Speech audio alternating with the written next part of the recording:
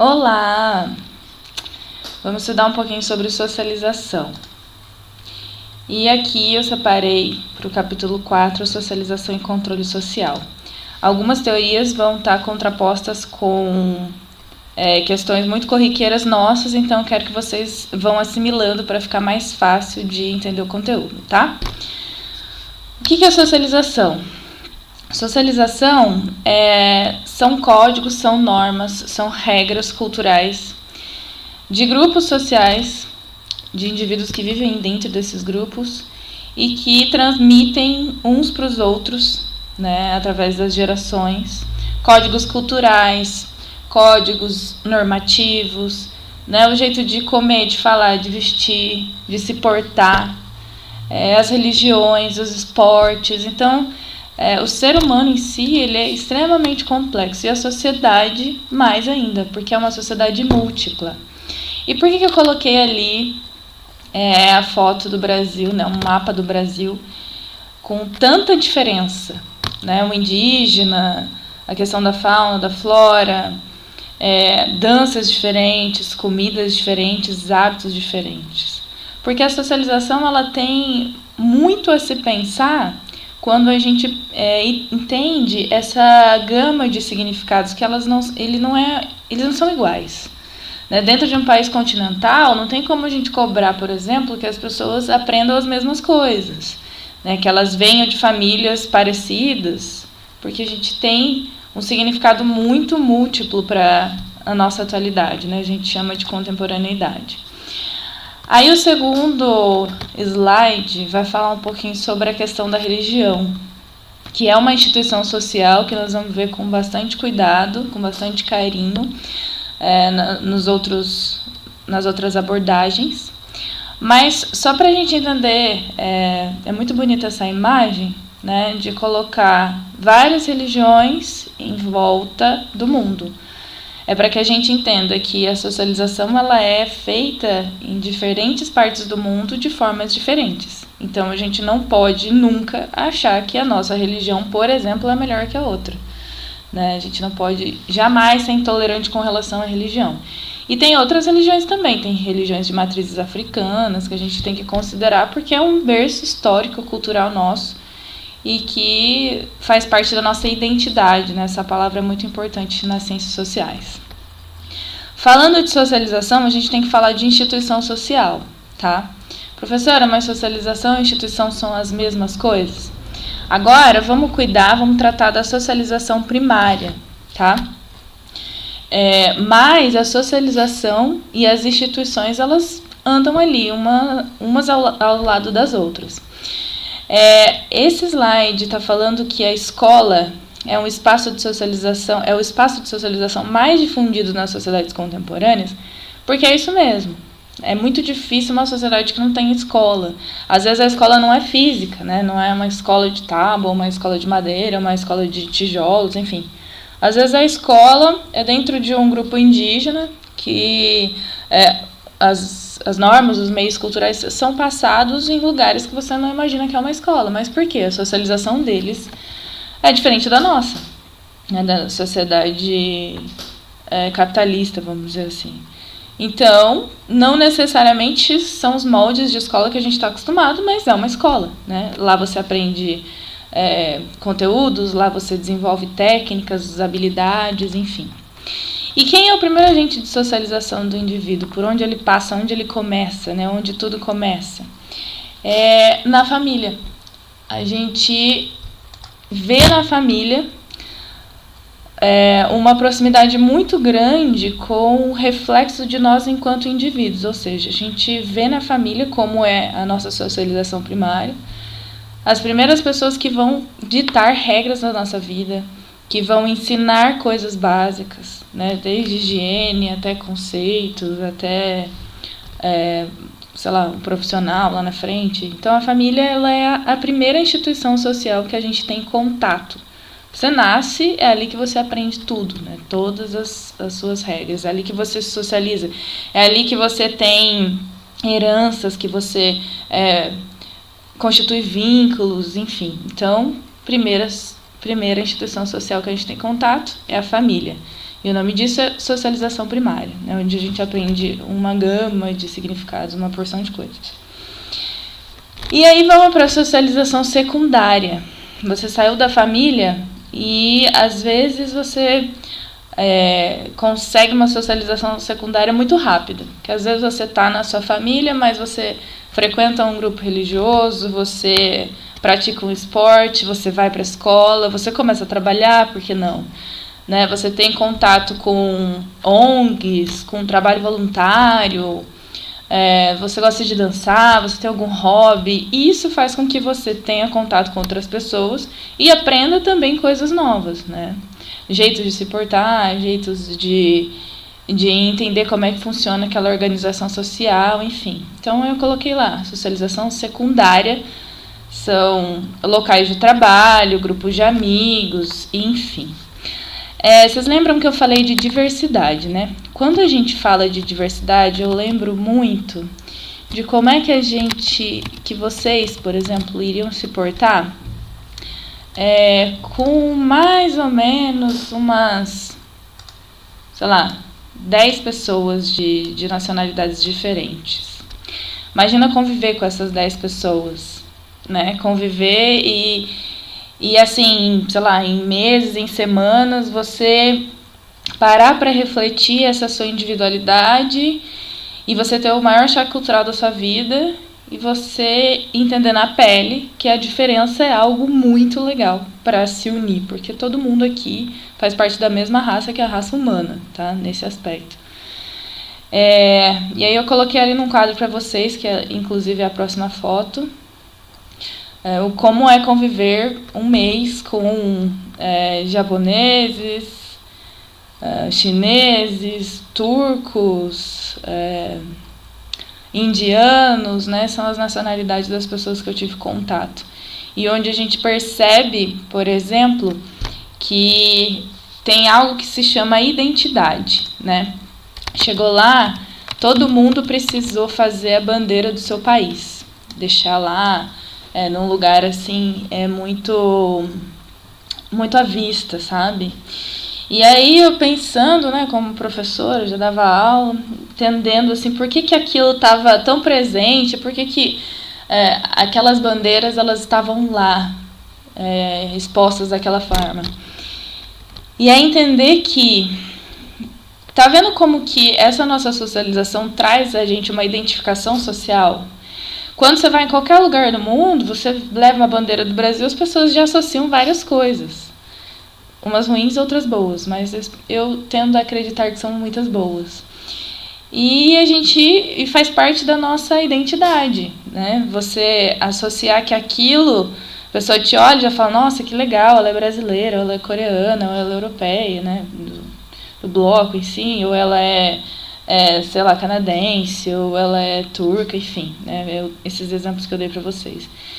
Então, quando a gente choca essas diversas culturas, a gente já tem uma ideia de como a gente foi socializado de forma diferente, linguagem diferente, né, o fenótipo é diferente, tudo é diferente. E acho que é bacana a gente pensar a socialização assim também, né? Como a gente internaliza locais de amigos, locais que fazem amigos e a gente entende sobre essas regras. Bom, coloquei outra foto ali, que tem mais uma pessoa, acho que tem mais uma ou duas, que também são de países diferentes. A gente estava num lugar no norte da Europa, que na ESEC a gente é mandado para qualquer lugar do mundo. Então, esse grupo de pessoas foi destinado para ficar um tempo num país que se chama Lituânia, e é um país muito bacana. Foi o maior choque cultural da minha vida, o primeiro e o maior, né? Depois a gente se acostuma e a gente acha o máximo. E não precisa ir para muito longe, a gente pode se socializar e ver essa diferença cultural no nosso vizinho, na nossa própria rua. A gente percebe como os atos dele são diferentes dos nossos. Várias coisas que ele acredita são extremamente diferentes das nossas. Então a gente não precisa ir tão longe para entender essa realidade, para pensar nessa realidade, certo? Vamos voltar para a aula, vamos lá. Após isso, tem um slide dizendo um pouco mais sobre interação social.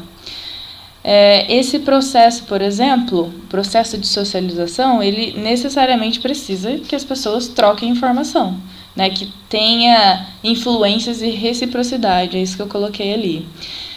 Que a gente cresça quanto indivíduo, porque isso é extremamente importante, né? Entender sobre o outro, se colocar no lugar do outro.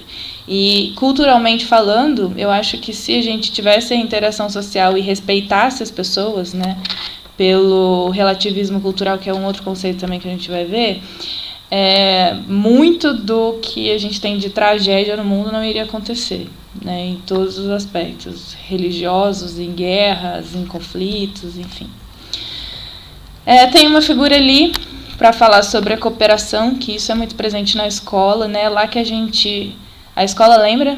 É uma da segunda instituição social, é a socialização secundária, perdão. E lá a gente aprende, por exemplo, a trabalhar em equipe, a pensar na equipe, a pensar no coletivo, a gente paga pelo coletivo, né? Às vezes você é aquele que não faz bagunça, mas todo mundo faz e aí vai sobrar para você também. E às vezes, né, na nossa vida, nas nossas atividades, não é muito diferente disso. Coloquei ali competições, né, que podem ser uma forma de esporte, como tem uma interação social extremamente interessante, e ainda quando são competições maiores, a gente fica mais apaixonado ainda por essa diversidade.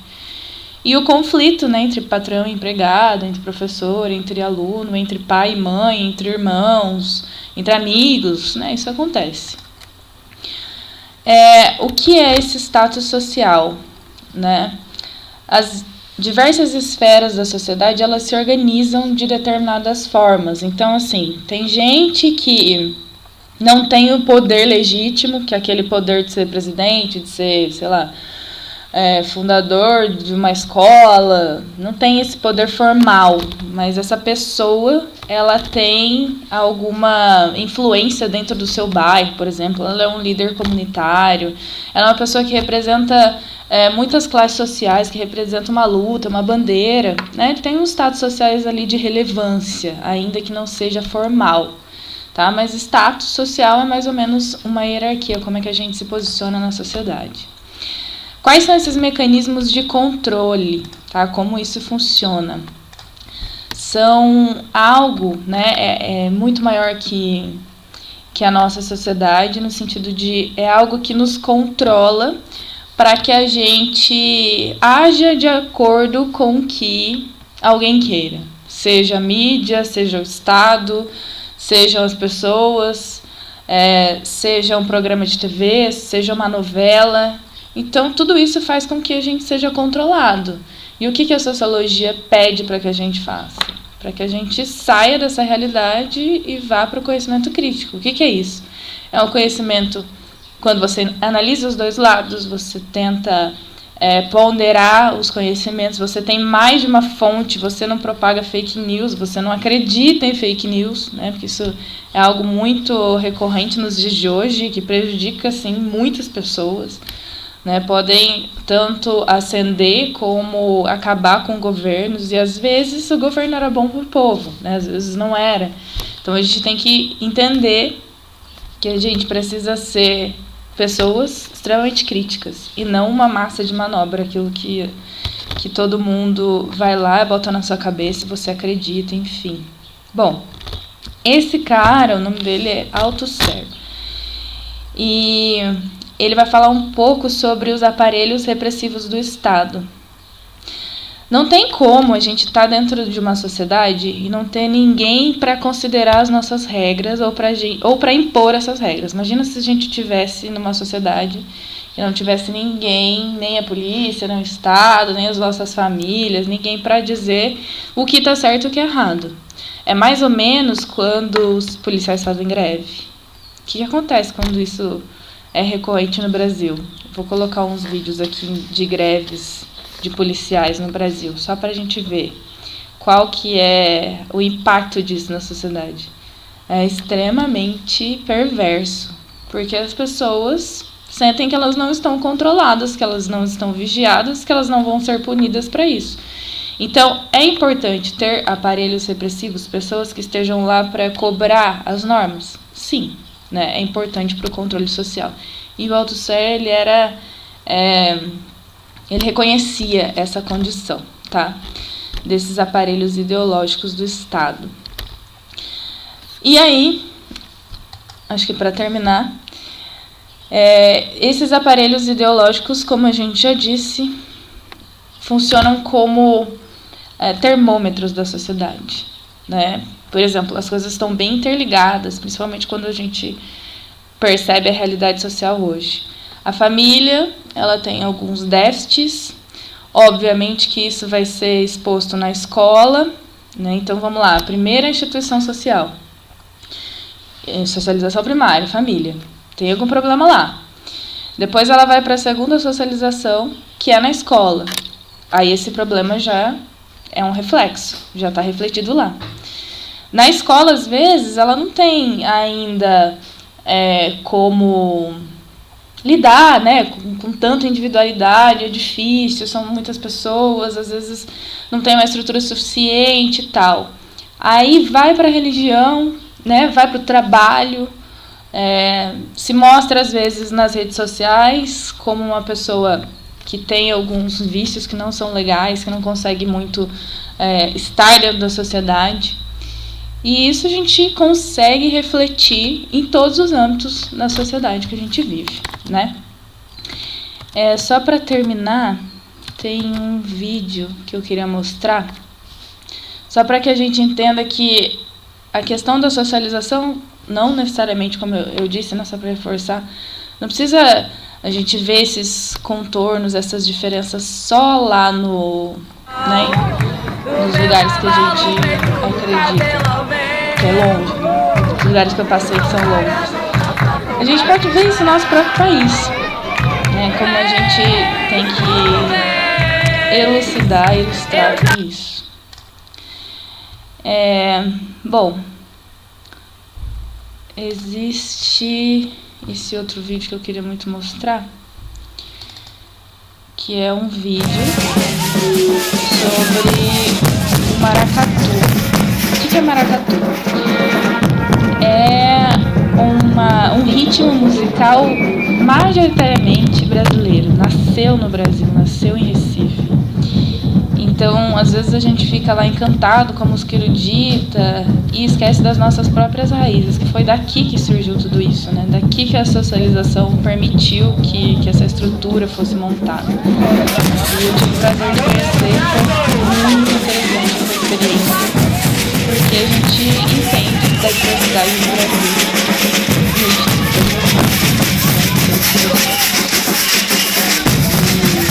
Faz parte da nossa realidade. É uma delícia. Obrigada.